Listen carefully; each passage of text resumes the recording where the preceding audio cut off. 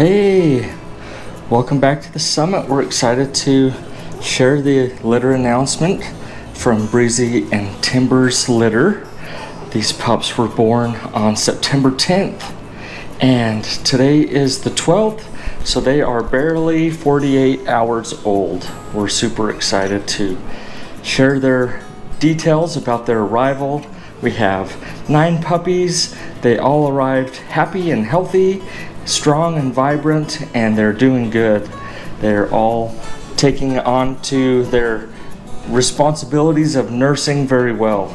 So one of the unique things about this group is we have 1 girl, Miss Purple, and 8 boys. So a really lopsided gesture from Mother Nature to give us 8 boys and 1 girl, but we feel like she knows best, and this is what we have to share with you. We're really excited about the pups, and we're going to tell you a few of the details about them and what they look like, and a few of their birth notes and their story a little bit.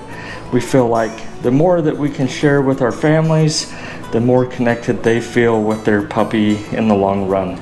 So that's what we like to do. I'm going to start with Miss Purple. I'm going to set up the camera here. I'm kind of moving it around right now. Well, I'm going to change plans. I was going to go to my notes and tell you about their colorings and some of their details about their weight and size right now. But they are actually, a lot of them are nursing right at this moment. So we come in and we do our cleanings and things like that. We just got done with that. We barely had the pups moved, and we moved them around a little bit. That always wakes the pups up. So at the moment, all the pups that were really asleep at that time have woke up, and they're nursing right now. And Miss Breezy's milk is coming in, and they're getting their tummies full. In fact, I'm going to play favorites with Miss Purple, if I can kind of prop the camera up here. I'm going to play favorites with Miss Purple because I see an open spot that she can nurse if she wants to wake up a little bit. So I'm going to let them. Did you hear her little mouth? Lip smacking good it is. She just popped her tongue. So that was cute. Sorry, Mr. Blue. Did you have a spot somewhere and you feel left out? I'm going to turn Miss Breezy a little bit. She'll lay down a little tiny bit, and that will open up another spot for her. Miss Breezy, she actually has 10 nipples. So 9 pups, no problem for her. Some dogs, it's not always the same number. And so, wow, this one's really getting stretched out. We'll turn Miss Yellow over here. Some dogs have 8. Some have 9. Sometimes it's a uneven number, and Miss Breezy here has 10. So she's well equipped for a nice large litter of 9 pups. And so these pups, their official birth due date was the 11th, yesterday, and so we've been keeping close tabs on everything, and that was Thursday. And we noticed on Tuesday that Breezy was starting to show some of the first signs of labor. And so we had an all-night party, kind of dozing in and out. We basically sleep on the couch, and she sleeps right next to us. And, she didn't have the pups Tuesday night, but she did have her pups on Wednesday. So everybody arrived kind of during the daytime. They started arriving about 2:30 in the afternoon. We could tell that Miss Breezy was doing some labor processes, early labor indications Tuesday night and into the night, but she was sleeping and resting and things like that, so she was doing good for that. And then the pups started arriving about 2:30 in the afternoon, and they were all here by about midnight on the 10th. So We're excited about how well they're doing. They've actually already been to the vet. So yesterday we had the pups to the vet and had their tails and dew claws done. And that is, we have the vet remove the last little portion of their tail. Breed standard calls for about 1/3 of the tail to be docked, and their dew claws can be removed.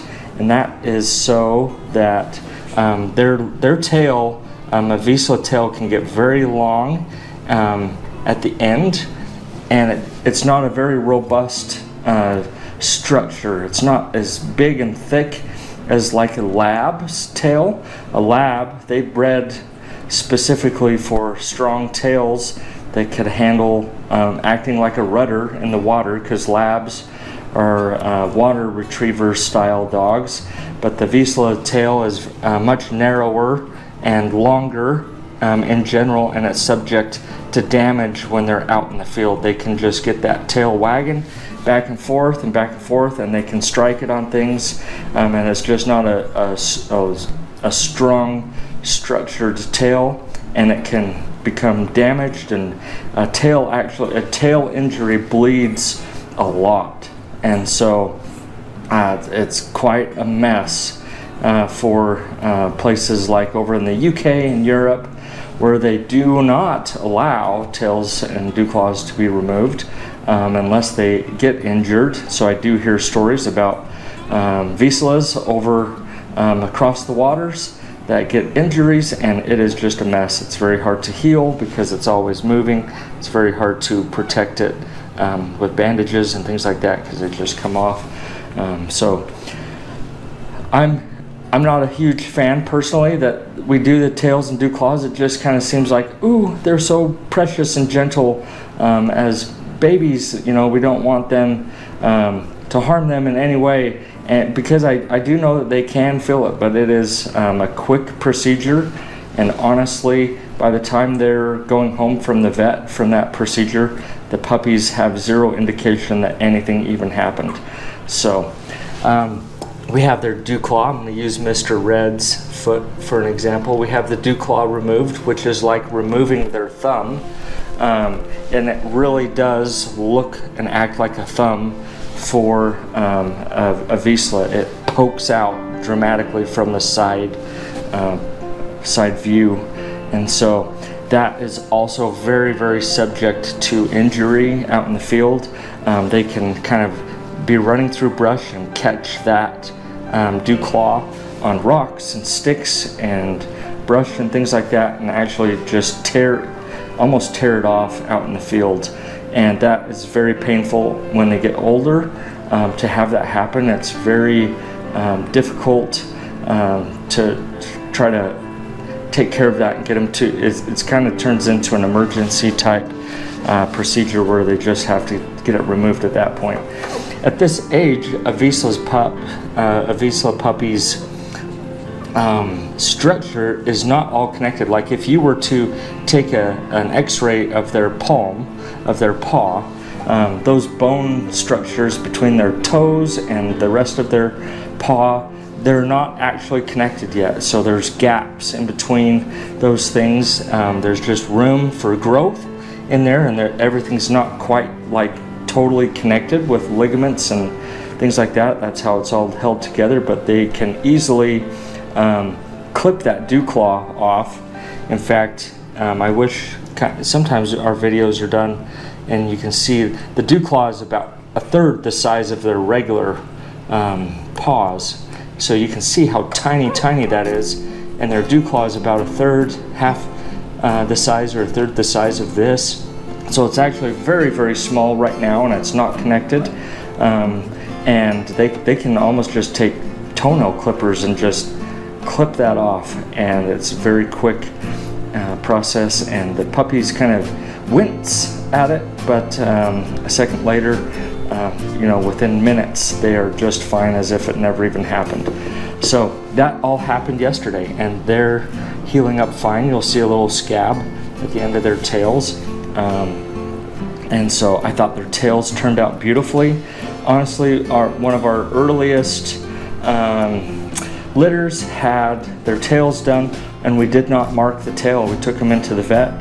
The vet, we said, hey, let's dock the tails, and the vet just kind of went with their perspective of what they felt like the tail length should be, and it was closer to half of the tail instead of the third, and it just looked a lot shorter and a little bit stumpier, not like super stumpy of a tail like some breeds get docked to, but it just didn't look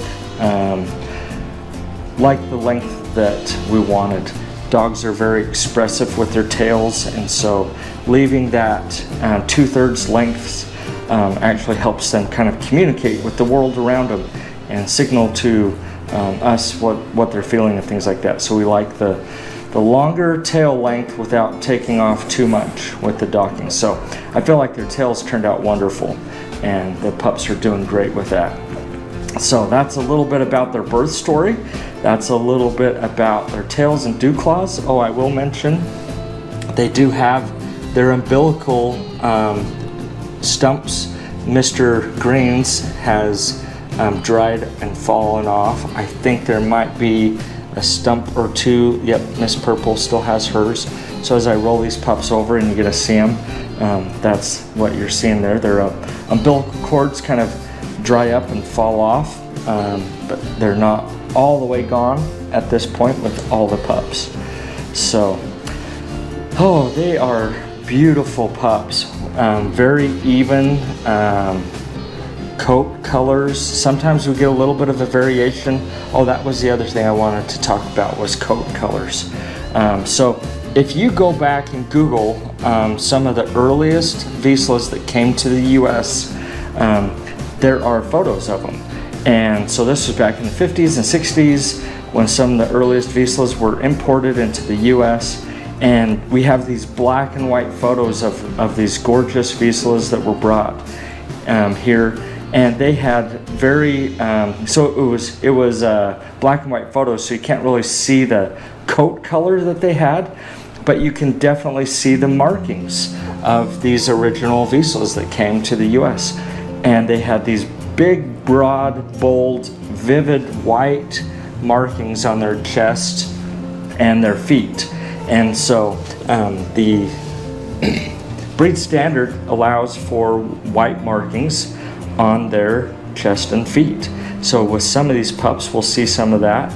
The general trend with the breeding world is to have less markings, but we do see some of those markings come through our lines, and we're happy to see their individuality, and each pup that is a little bit different from the next with how they're marked and things like that. With a breed that overall, you know, generally looks very similar from one dog to the next, but we do get some variation with some of their looks when it comes to their paws and their chest markings. So those are always fun to see, and kind of a historical nod back to some of the earliest Vizslas that were imported back in the 50s and the 60s. So we'll see some of those markings coming through on some of these pups. I kind of like that they're getting done nursing, because after they're done nursing, they kind of go into a coma, and they fall asleep and they stay asleep. So I can kind of move them around, but they don't protest too much about being moved around or continue to want to leave the area a little bit. Mr. Blue, he's still finishing up nursing, but their coat color in general, their coat colors are quite similar. I'm not seeing a broad spectrum from the darkest pup to the lightest pup, and you kind of have to have them on their back, or excuse me, you want to be looking right direct at their spine of their back and have them on their belly to kind of see their coat colors the best, because the side of their body often makes their coat color look a little bit different than what their actual color is going to look like, because the light kind of hits things different, and there's a sheen to their coat color, especially at this age, that kind of makes their coat a little bit glossy. I don't know if it's from the amniotic fluids or something like that, but there's a little bit of a gloss to their coats, and sometimes if they're laying on their side, you see more of the gloss than you do the color than if they're on their back. So just the way that kind of the hair lays versus how the light hits it.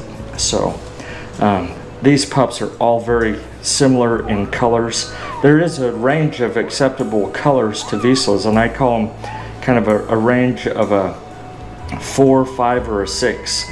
You know, if you took a scale from 1 to 10 of light to dark, there's 4s and 5s and 6s that make up kind of the coat color of a Vizsla, as far as their depth of color and things like that.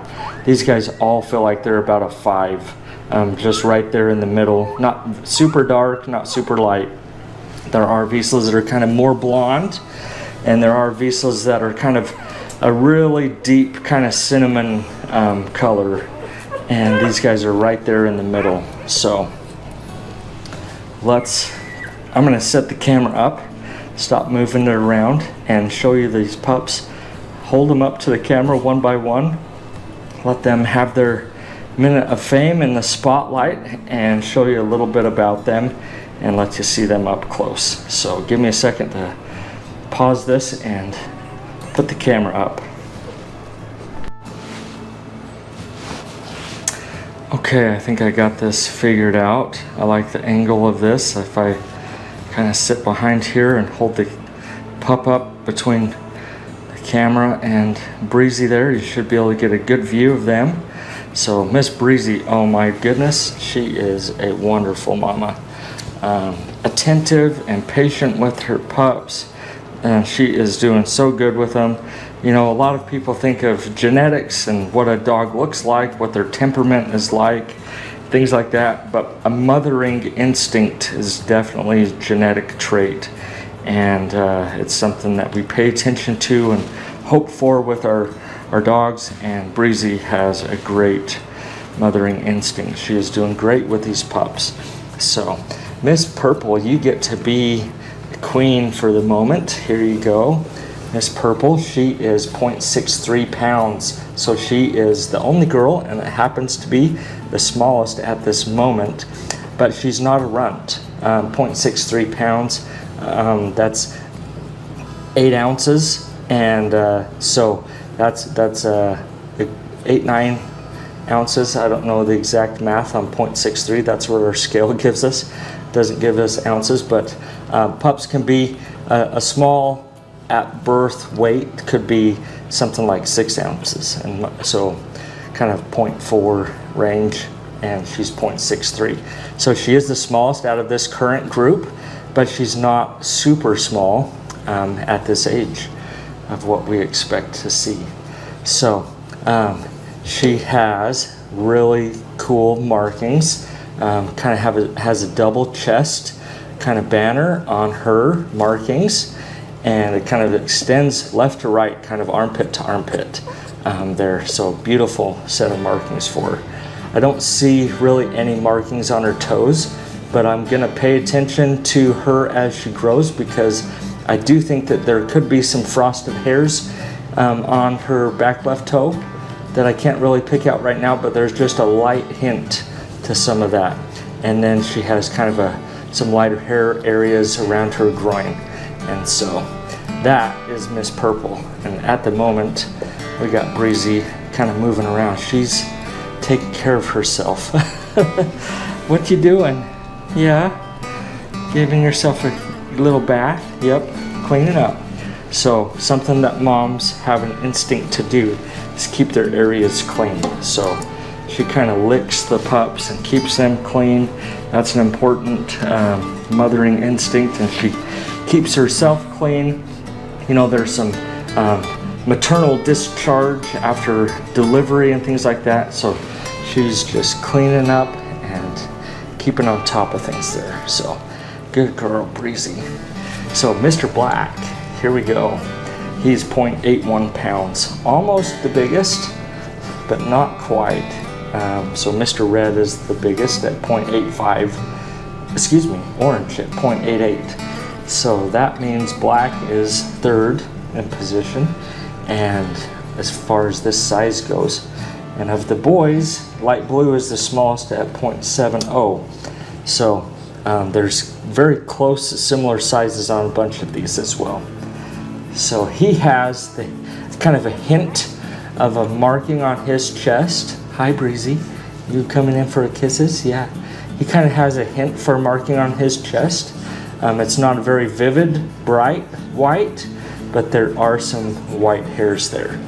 And so his kind of extends out to his right armpit. He does have more bold marking kind of around his groin, and then his back right foot has some frosted toe tips. So kind of lightly marked on his back toes there. So that's Mr. Black. Next we're going to Mr. Gray, and he's down here. He's actually still nursing. Miss Breezy, I'm gonna move this camera again. Your toes keep touching it and bumping it. But that's okay, because we love you. We don't mind one bit, do we? So Mr. Gray, 0.74 pounds, and he has, I want to say he might have a little bit of a darker color to his coat in general. We'll kind of pay attention to that as he grows up. He has a more vivid marking on his chest. You can see that Breezy's very attentive. She's kind of watching me saying, are you going to move my pups away from me?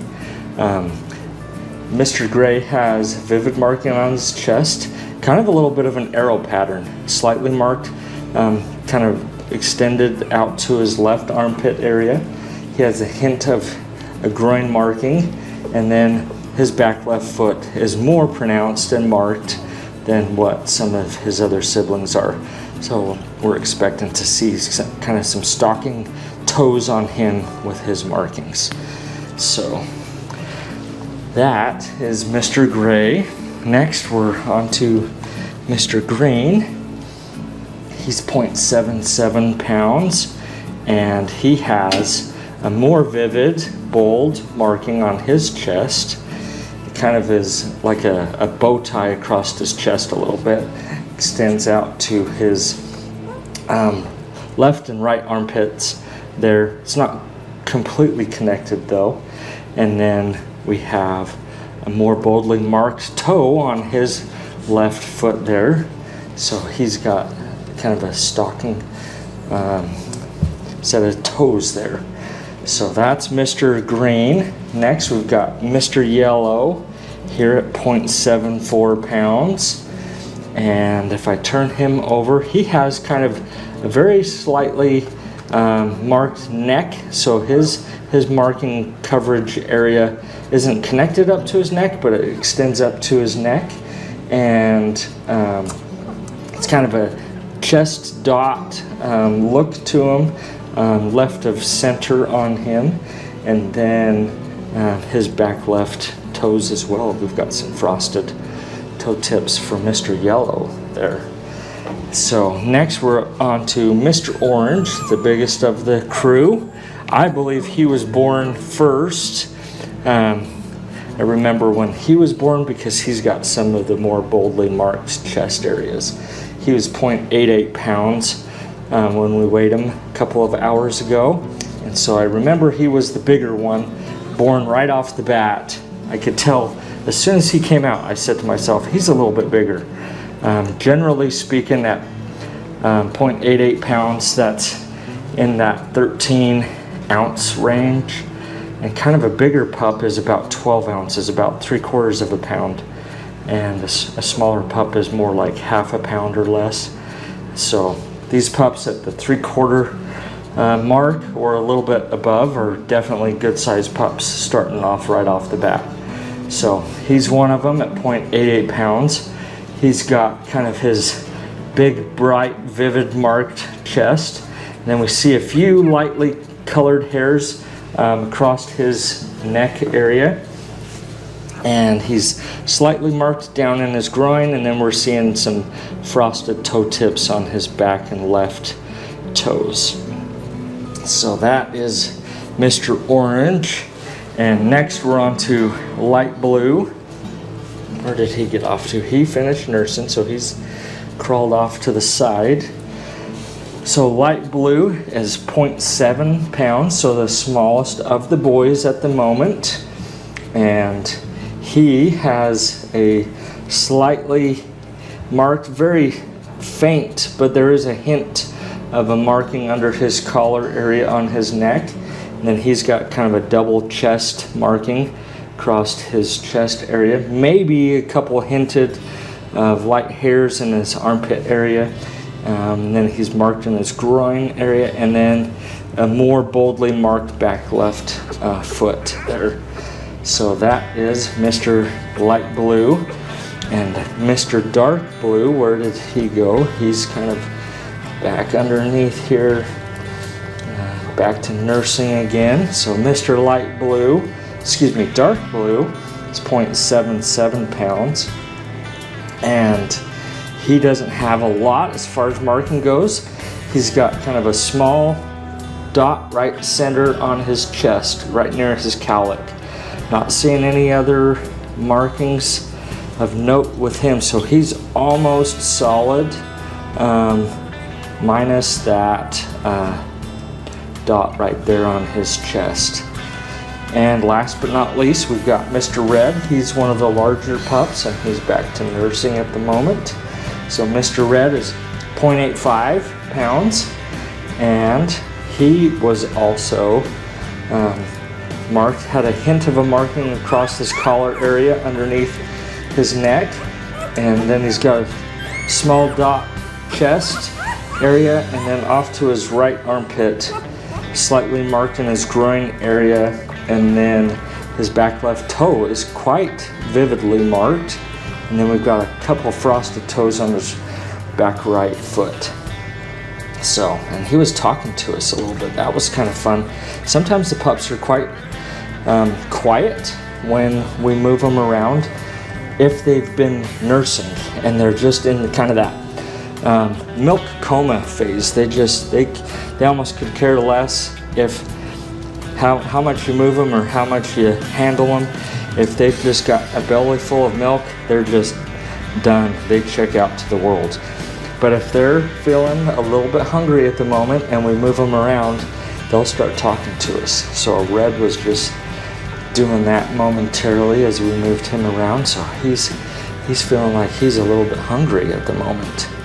So that's expected. These pups, they don't drink a lot, and so they drink frequently. At this age, they drink frequently and they sleep frequently and they barely move around. They use each other for pillows and cushions and a bed, and then they just check out to the world and take a nap and go to sleep. So we're excited to share these pups with you. We'll keep in contact with the families that have deposits and start making plans for those, and we'll be in touch weekly as these pups grow. We're excited to let you watch them and follow along as they grow and develop, and we'll share more about their personalities and the differences that we see from our regular observations of them throughout the day as we monitor them and help Miss Breezy take great care of them during their first weeks of life here with us. So keep checking back and watching them as they grow, and we'll be excited to share the news and updates with you as that happens. Thanks for watching.